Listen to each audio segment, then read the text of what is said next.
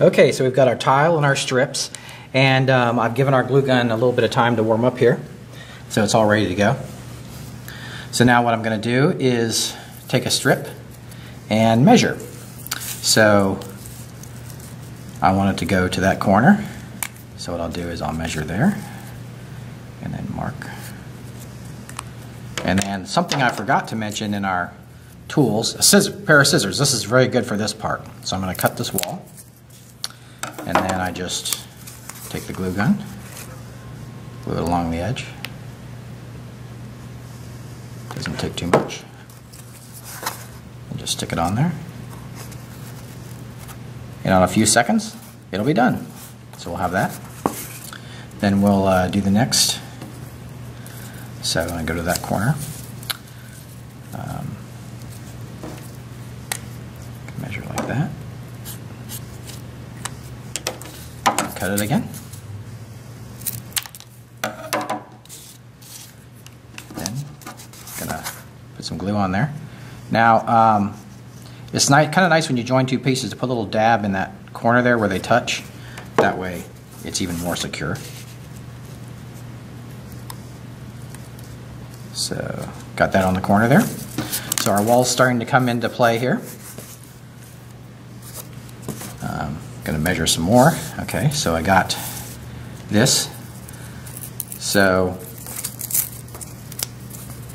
I don't want to have it like this because then you have that corner empty. So what I'm going to do is scoot it over so it's equal with that. Looks like a continuation of the wall.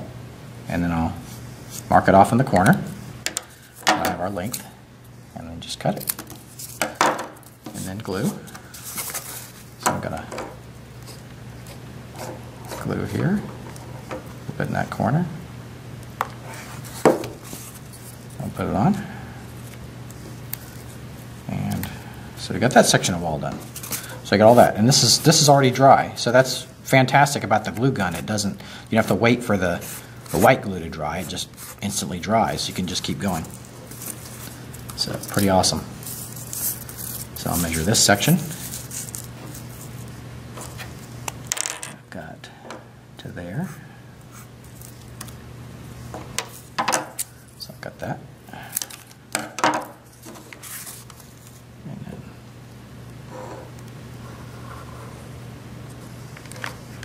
on there.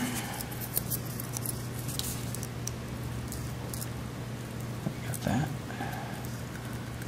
So I'll let it dry for a sec. Another wall there.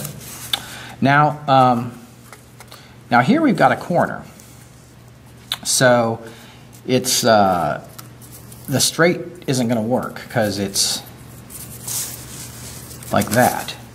It'll be overlapping. So what I'm going to do is just cut it at an angle. I'm just guessing. And that's close enough.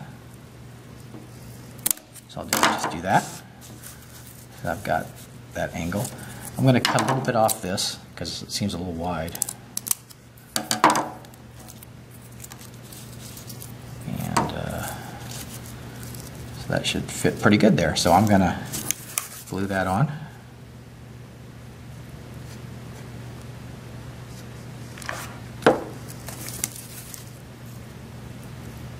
So there we go.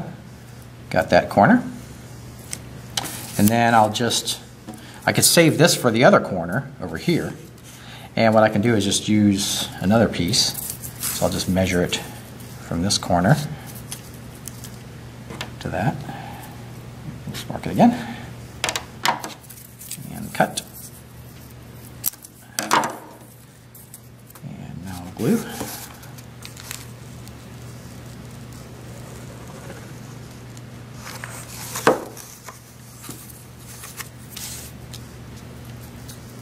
Pop that on there, and there we go. We got all this way around.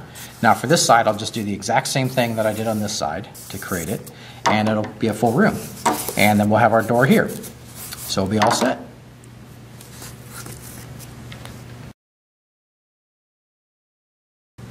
So here we are with our completed dungeon tile.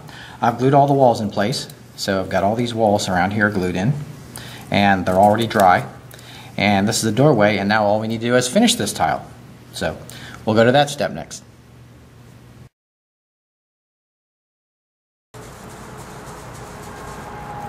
Hey, it's DM Scotty outside. You may notice a little stray noise, so I'll try to speak as loud as possible. I've got two types of paint here. I've got a flat black, and I've got this stone texture paint. Now the reason I use the two types of paint is I base the tile with the black, and then I use the stone texture to add the stone texture. If you base it black first, then you won't have to use as much stone texture, and it's the more expensive, so the less you have to spray, the better, so it goes further. And the reason I don't use acrylic paint, just hand paint the tile black, well, it's messier, it takes more time, and it tends to warp the tile because the acrylic is wetter, so it wets the tile and it warps it. The flat black doesn't do that, so that's perfect. So we'll move on to the spray painting phase, and I'll show you how I do it. Okay, so here's our tile. Now I typically have more tiles than this when I spray, but this is just for demonstration, so you might do a whole dungeon or a series of tiles. That way you're doing it all at once and not just spraying individual tiles. But basically just hit it with the flat black spray paint. Pretty easy to do, just fill it in. Now you may notice also that when you have to paint the walls, they leave a shadow of the cardboard behind, so you want to make sure you get up under there so you get all that. And then I kind of like to do around the edges too. It helps hide the cardboard. And then that's all there is to it. And we'll let that dry for a few minutes, and then we'll hit it with the stone texture.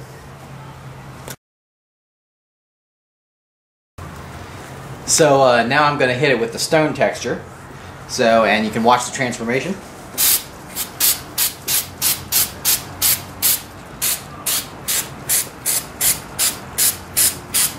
Brings that right out.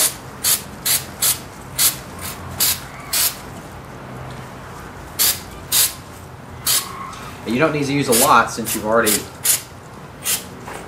base painted it black. And there we go. Now, one thing I don't like about it is it looks a little too pristine. This is a dungeon we're talking about. It's dirty and dingy. So I like to hit it with a little more black after I spray it with the stone texture. And kind of dirty it up. Kind of get in the corners, the edges.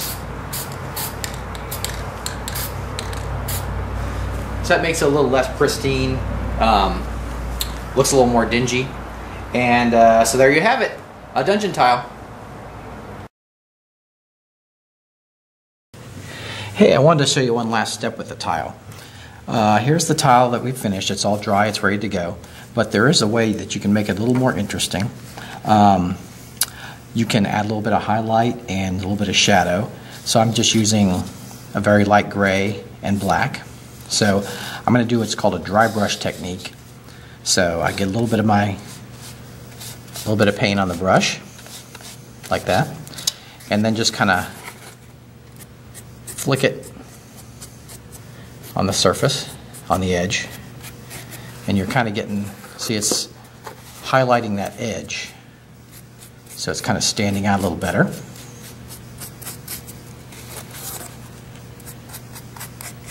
Go all the way around, and then you could even do a few flicks on the tile. So here's my water, so I'll put my brush in the water. You never want to let your brushes dry. So now I've got that kind of highlight, so you can see how it kind of makes the edge pop. So now I'm going to add a little bit of shadow. So I want to do kind of the opposite. I don't want to dry brush. I want to wet the paint. So it's very wet.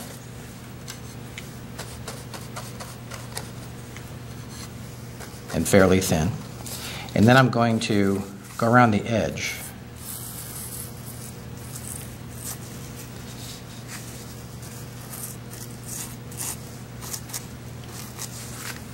A little more water there.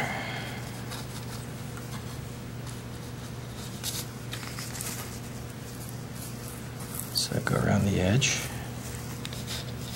If you ever feel the black is too light, you can always add more.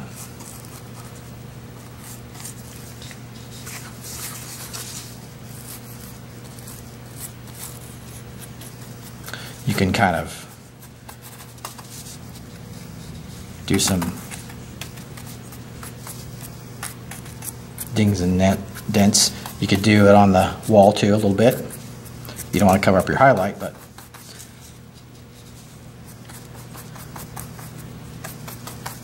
so there, that kind of adds a little bit of distressing to the area.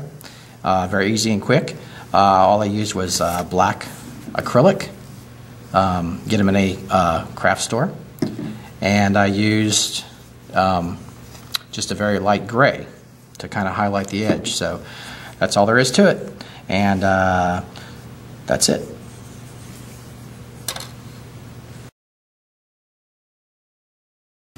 One last thing I'd like to talk about are the measuring sticks that I mentioned earlier.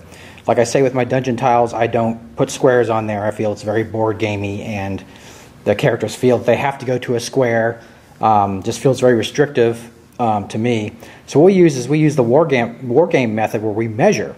So basically I just make sticks. Rulers are kind of intrusive, they're big. So I make sticks out of 1/4 inch wood. And this one here is just a character stick, and it's got 6 inches measured on it, so the character can measure from their location to the other location to the next location. I've also got a longer stick that I've measured out 24 inches, and for long range weapons or whatever. So those work great, and it's really not that much more difficult, and it just really adds to the immersion not to have to count squares like you're on a board game, or stand in a square like you're in a board game. Characters can bunch up together, they can move where they want without feeling that they're restricted by a square. So I would really consider doing this, and like I say, it's super easy to implement. So there are my sticks. So here's an example of the sticks in play. So I've got my dungeon tile with the vining on the front. The characters come to this area, and they may uncover this vine-covered entrance. And so if they do, they can explore this crypt. So say my one character, this druid here, decides that she wants to move in. So instead of counting the 6 tiles that would be on a regular dungeon tile, she could put the stick down and then move the 6 inches. And there you go. So she's moved her 6 inches, and there's no restriction. So say this character wanted to move in, she could do this. Say she only moved 5 inches, so you would just mark the 5 inches, and she couldn't move quite as far, so she'd be there.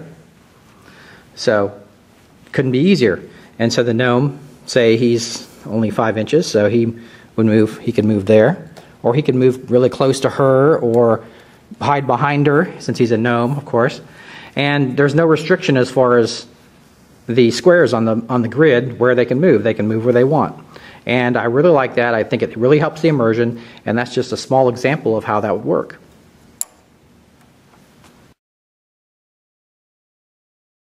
Hey, DM Scotty here. I hope you enjoyed this segment. I really enjoy sharing this with you. I will continue next with irregular shapes like caves. They're very similar to the straight tiles, but they have of their own problems. Also, just remember that when you make your tiles, you can make any shape. You can make hallways, you can make round rooms, you can make anything you can think of. Published tiles can't give you that. So you can also make them quick and cheaply. So I've given you the tools. Go out and make some tiles. And I'll see you next time. DM Scotty signing off.